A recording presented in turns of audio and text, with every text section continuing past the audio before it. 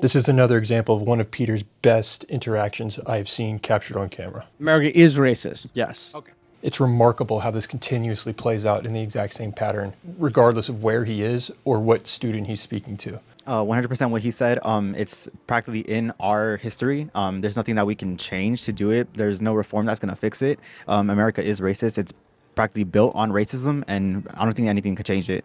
And nothing can change it. Interesting. And the only solution this student could come up with is rewrite the entire Constitution. We should just abolish like everything and Abolish what? This is a different.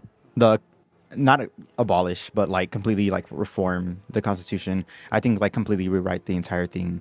The entire thing. What could go wrong? I'm taking America as a country, as a government, as an institution, and everyone that lives here lives by patterns that nurture racism and nurture colonial practices that we're still being carrying since then. So we don't know what any of this means. They're just patterns that nurture colonial practices and racism. Okay, can you get specific? Can you give them, in particular, 3 examples of laws that are currently racist in this country?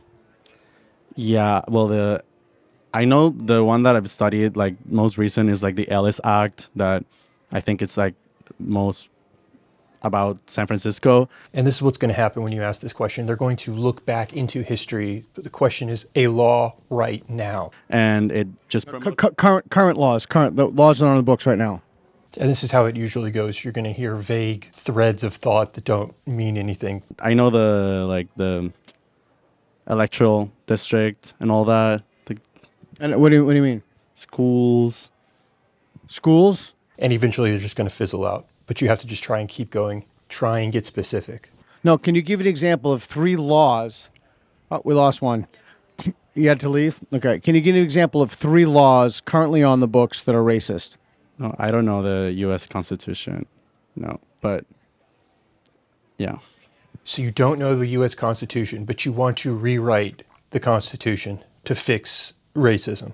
Okay. Do you think that is sufficient evidence to cause you to not assert the claim so strongly if you can't name 3 laws? In the words of Jordan Peterson, your confidence far exceeds your level of competency. No, because I do know that capitalism is what I'm not saying that capitalism is like, well, yeah. I know that capitalism is with what we live in the Western, and at least honestly all over the world, and it implements and keeps nurturing the racist practice. You cannot have capitalism without racism. You cannot have capitalism without the racism. A fair free market will lead to a discrepancy. Some will have less. How is that racism? Unpack that just a little for me. That last claim, Yeah, please. What? Yeah, can you do it in like 4 sentences? I mean, it's racial capitalism. Wait. What is, he just snuck in racial capitalism. What does that mean? Capitalism has nothing to do with race. And it comes from facts as like the prison industrial complex and how it is.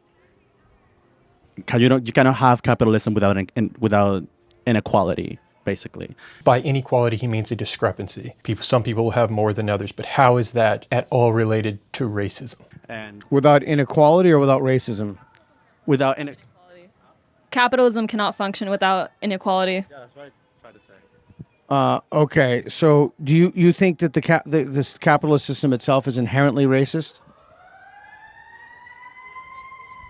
I think that in order for capitalism to function, there must be inequality. And because America has such a racist history, that inequality becomes racial inequality. Anywhere where we have a free, open market, that's going to be racist to you. Okay, what would the alternative look like? So you're interpreting America as racist how? As the government?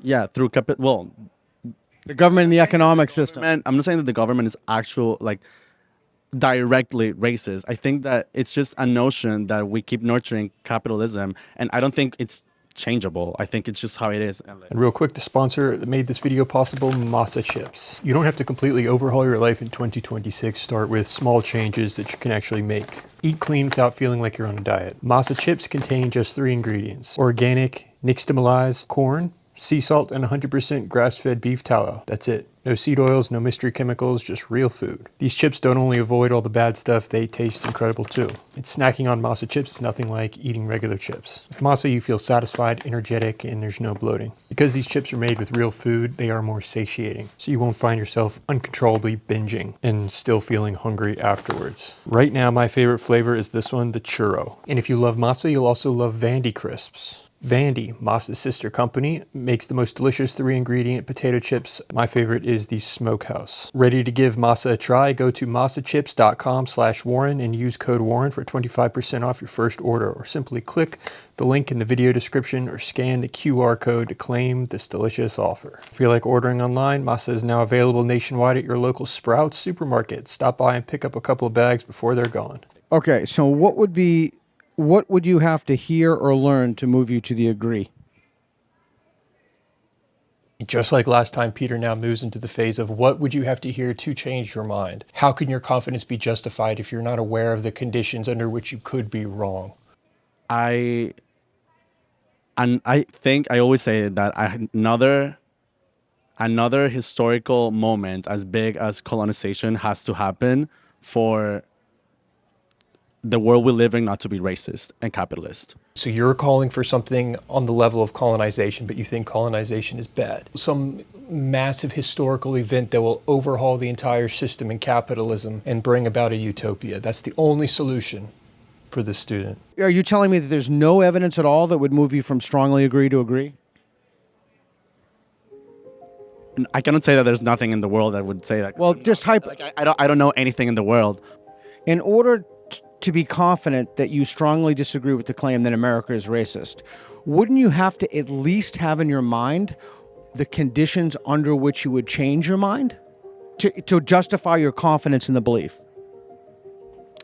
So you mean that I should be in the agreeing side, like just agree because I don't know anything? I don't know everything in the world. No, that's not what I mean.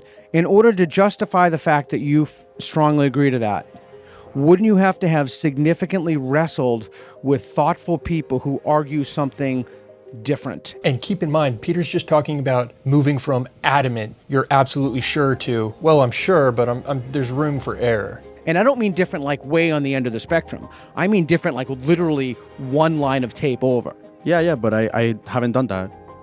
Okay, so if you haven't done that, then how are you justified in your confidence? What I know now, that's why I'm here. Like, I have done some stuff before, and the stuff that I've done led me to be here. Probably a year ago, I'll be in neutral, but... And watch what happens here. This is interesting. That's interesting. So you've actually moved to strongly agree as a result of your education here at Berkeley. His mind has been changed just within the last year of beginning his college education. Coincidence? I don't know. Do you hear the other side of the argument that America is not racist? Is that something you hear? Yeah, I think I've heard it. Yeah, definitely. And you disagree? And not only do you disagree with that, but you think you have reasons to rebut those positions that justify you being in this category.